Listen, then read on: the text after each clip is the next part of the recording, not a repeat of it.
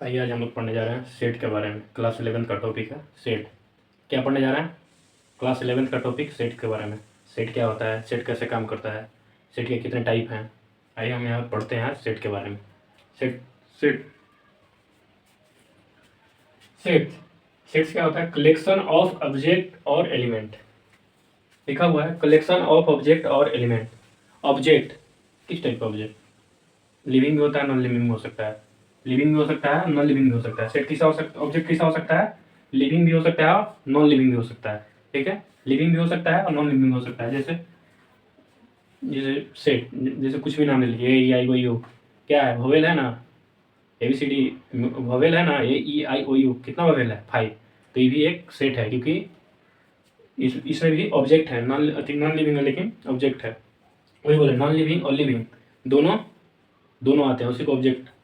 तो अब क्या लिखा हुआ है? एक और डिफिनेशन क्या है? Well define. ऑल डिफाइन क्या? वेल डिफाइन होना चाहिए। क्या होना चाहिए?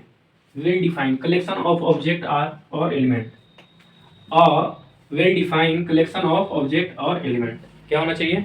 वेल डिफाइन होना चाहिए।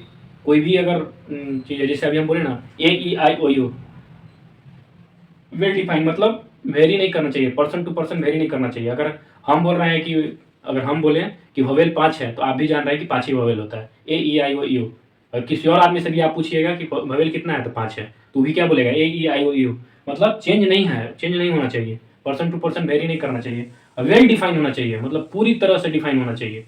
ठीक है, अब जैसे एग्जाम्पल मिल रहा है, चलिए ठीक है, एग्जाम्पल से समझ में आएगा। ठीक है, मान लीजिए Sunday, Monday, Tuesday, Wednesday, Thursday, Friday, Saturday.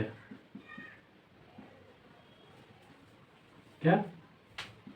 Saturday. ठीक है,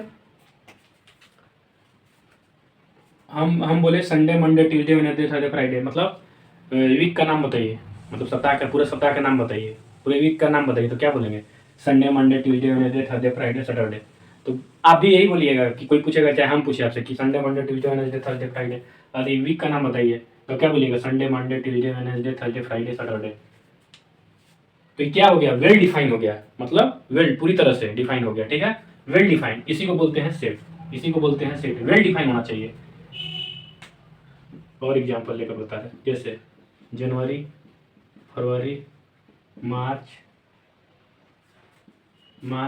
अप्रैल, मई, जून,